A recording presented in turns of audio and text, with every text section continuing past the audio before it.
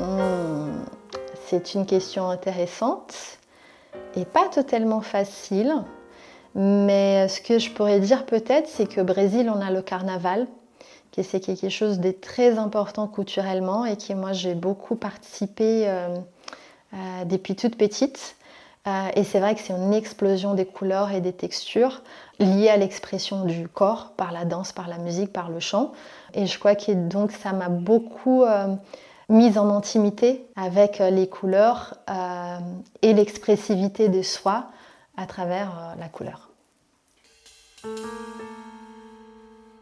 Alors à Paris, c'est vrai, par rapport à la couleur, ce qui est intéressant, au Brésil, c'est vrai qu'il fait plus chaud et qu'on voit plus de couleurs de peau. Déjà, il a dit ça, on voit la peau des gens et on est très métis au Brésil, on a de toutes les couleurs.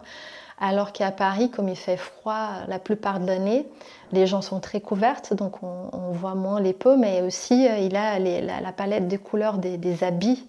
À Paris, c'est très dans le noir, dans le gris, voire le bleu foncé. Et moi, je trouve ça autant, si on fait le parallèle avec le carnaval, autant qu'expressivité de soi et aussi de fantaisie d'utiliser les couleurs qui sont disponibles dans le monde. Moi, je trouve ça un tout petit peu, peut-être je ne sais pas si c'est le bon mot, mais je dirais un tout petit peu triste. C'est pour ça qu'en général, aussi ici, j'aime bien, j'ai des doudounes jaunes, fluo, roses, parce que je trouve que justement, pour contraster le temps gris et le froid, ça réchauffe en fait les couleurs. Je trouve que la couleur, c'est une façon de s'exprimer. En tout cas, pour moi, ça influence beaucoup mon humeur. Ça me met dans un bon état. Et du coup, je fais en sorte, dans ma vie en général, que ça soit comme je m'habille, mais aussi les objets qui m'entourent, de m'entourer des couleurs qui me font du bien, en fait. Donc, c'est pour ça que je porte des couleurs. C'est pas pour compenser les tonalités sombres de la mode parisienne, mais c'est juste pour exister telle que je suis. Hmm. Alors mon travail, j'intègre la couleur par rapport à mon travail dans la danse. J'ai quoi dans cette même démarche de se permettre de s'exprimer autant que tel. Mon projet de danse, c'est pour aider les gens à ne pas avoir cette gêne qui empêche énormément de gens, justement en France par rapport aux gens au Brésil, qui s'est centré empêcher de danser quand ils ont envie dans une soirée par peur du regard des autres. Le rapport, je dirais, de la couleur par rapport à mon travail avec la danse, c'est de trouver cette liberté à travers l'authenticité, de se permettre juste d'être celui ou celle qu'on est.